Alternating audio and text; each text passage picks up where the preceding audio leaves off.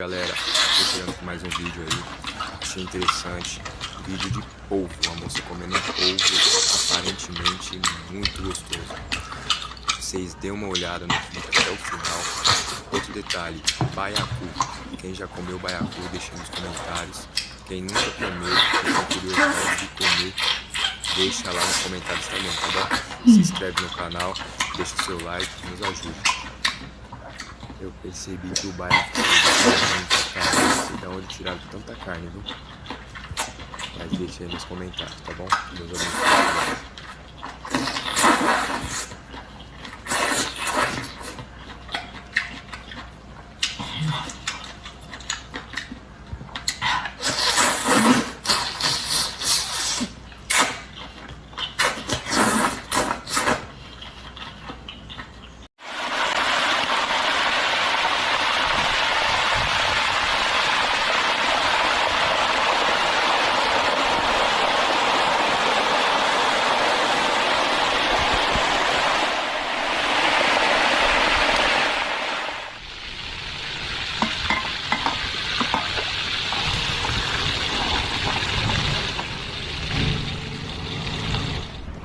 Lamig yan mga kasabso.